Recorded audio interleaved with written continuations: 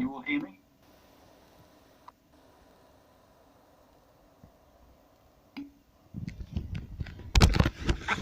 Thank you. Anybody else? Just give me a thumbs up. You can hear me. Thumbs up will do. Any problems? Let me know. Okay, well, we'll just hang on a couple of seconds, a couple of minutes, and see who else.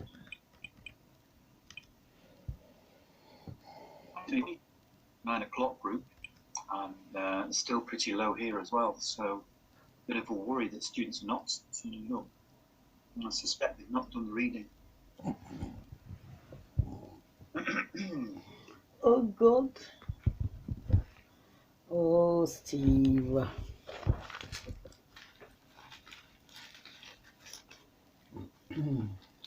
Anybody have any questions before we start? Any questions?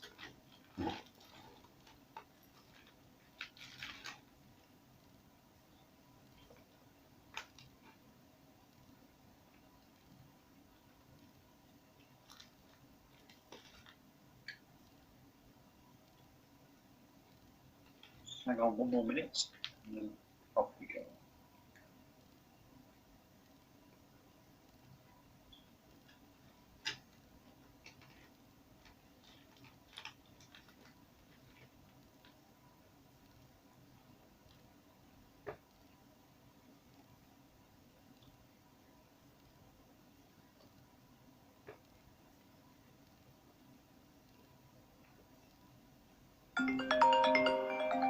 More joining the group as we're about to start. That's good.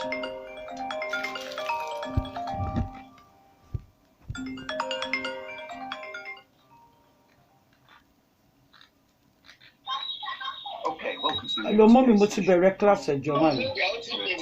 My body saw the time on one class, my Joma.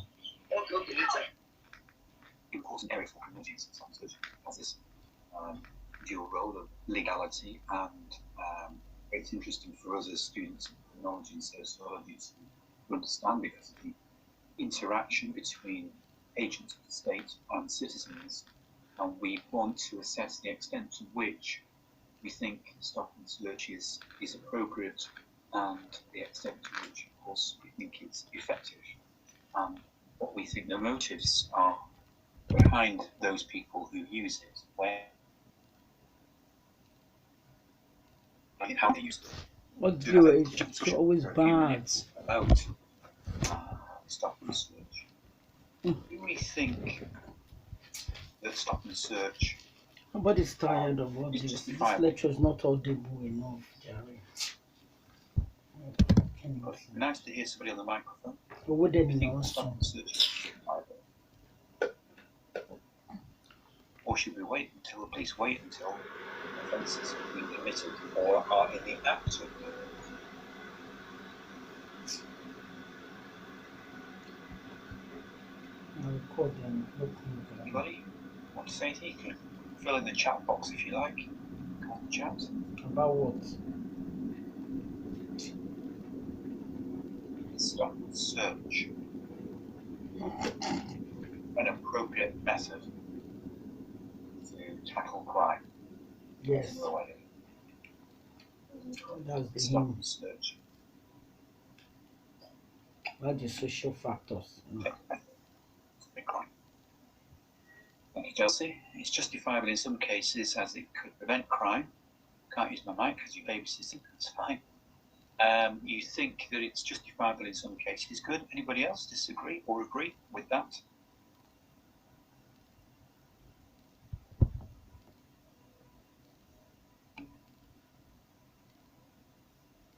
Nobody agrees. Okay.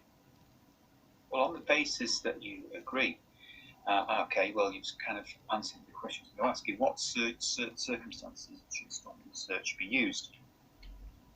Now, this ties in with obviously the legal criteria of when stop and search can be used. In other words, when it's legally and operationally justified. So, when do we think it is legally and operationally justified? Do you know what the criteria? The criteria is used. What's the legal criteria? And they can use stop and search.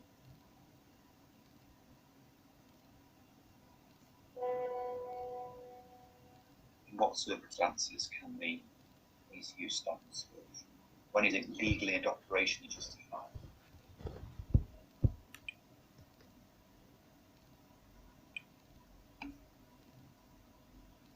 Yeah, reasonable suspicion of what? That a person might be suspicion of the area. Well, there are two. Yeah, there are two sections, aren't there? There's the section.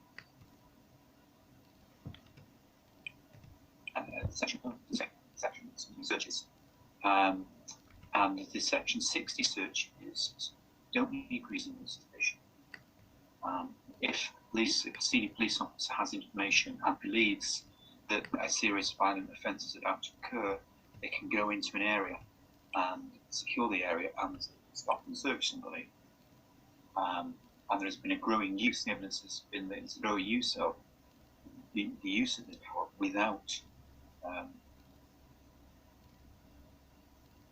grounds. What circumstances? Anybody?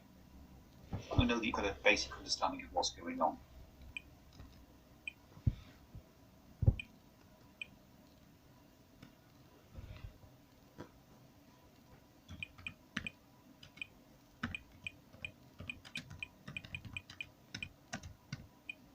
Well, it's when the police have reasonable grounds, isn't it, to what somebody has been involved in a crime.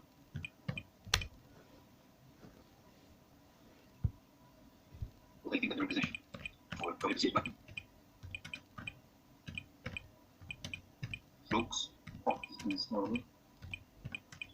Well, Shardy says they need a senior police officer to give them the authority. Yeah, stop and search.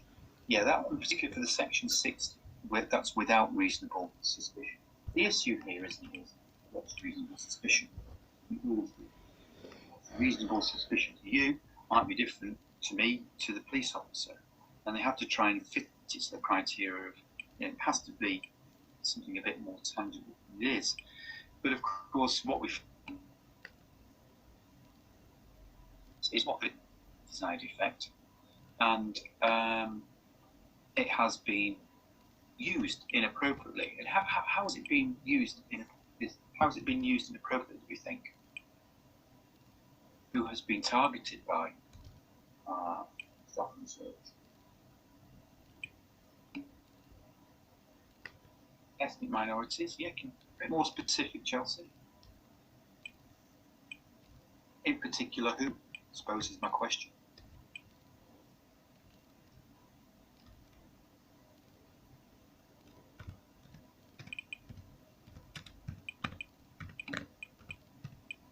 Yeah, a bit more specific.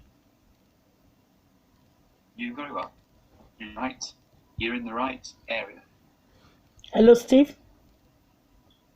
Hello, fellow Shadi. Yes. The people they really target are the Black British. Are the Black British? Did you say? Yes, the Black British are really targeted by the police.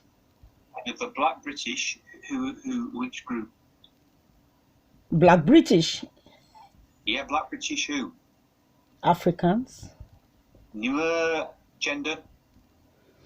Male. Male. Younger Black British males is who they target, yes. Thank you. Thank you, Funshad, yes. And then to a lesser extent, as we will see, other in particular. So yes, but predominantly it's young Black men who stop and search is disproportionately used against. And not only is it disproportionately used against them, of course, the yield from the stop and search against them is pretty poor.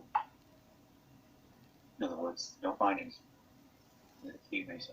So on this vexed issue of stop and search, what do we think is going on then?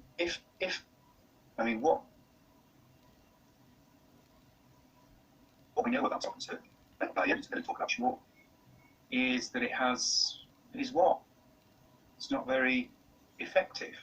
So if it's not very effective, why are they continuing to do it? Why do the police continue to have it in the power? Why continue to use it? If it's not yielding much in terms of crime detection and convictions, why bother to use it? So what's going on?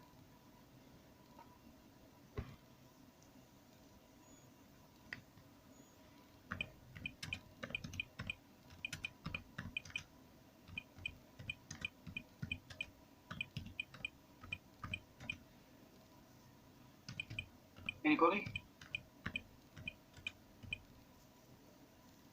Is it used for another purpose, do we think? Tsoritelli says it's not necessarily used as a deterrent as such, but it's used to allow detection of crime.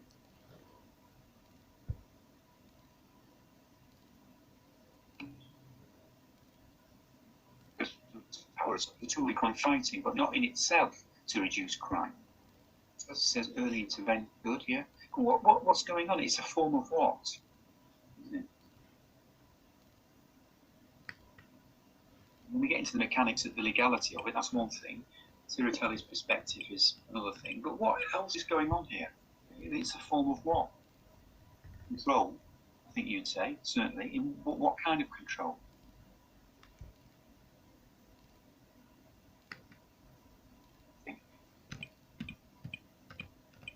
Or it's an attempt to have a certain type of social control, isn't it? But how effective is it? Well, it's not very, yeah, thank you for the shout. Yeah, it's not very effective. And results have shown that. Okay, so just before, what I'm going to do is I'm going to put you into groups again shortly, in 5 minutes or so. Just want to just tease a couple of points out about this particular article itself, the research. The question I want to ask you is, what do you think about the article? General, those who have read it, what was your overall thoughts? Overall, nothing too specific. I'll put you into groups, then I'll ask you some specific questions and you can chat to them yourself. What were your overall thoughts about this article? Anybody? Did you enjoy it?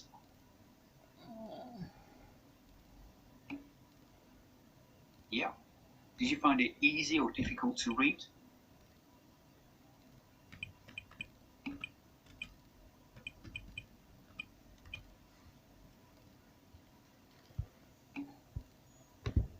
Very easy to read. Found it easy to read? Yeah. Okay. Did you find it interesting? And did you find that it informed you in any way?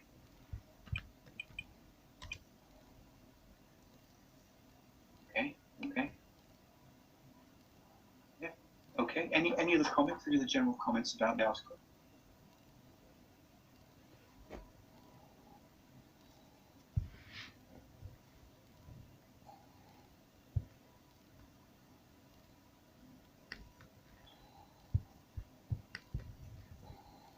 Okay. What I would do now is put you into groups again for 10 minutes or so, and I'll put some questions up for you, specific questions addressing kinds of things that you need to be looking at for those articles, and hopefully you'll be able to share your thoughts with each other. And I'll bring you back into the groups in 10, 15 minutes or so, and then we'll have another chat about your findings. Put you back to moving thoughts. But it's important because, as I say, part of it is to flush you out a little bit and force you to address these issues without me giving you a step-by-step EBC guide to what you should be doing. So I'll just put the relevant questions to you for you to reflect upon those and see the extent to which you've looked at this article and are able to offer some comments. Again, don't panic if you don't understand it or you feel like you're coming a bit short. This is just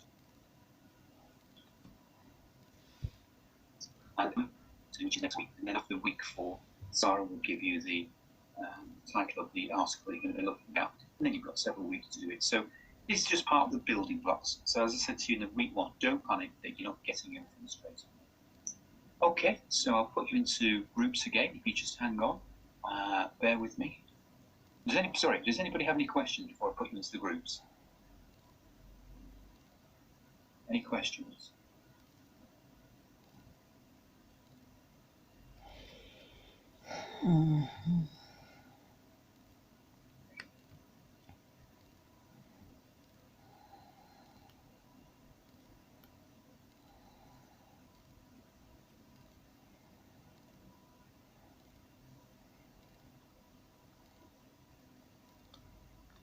Right, put you into 2 groups of 4 and 3 groups of 3. I'm not nuisance. No. Yeah, so 2 groups of and 3 groups of I want you to discuss that. I'll put some questions for you to, I did last week in the box for you to reflect.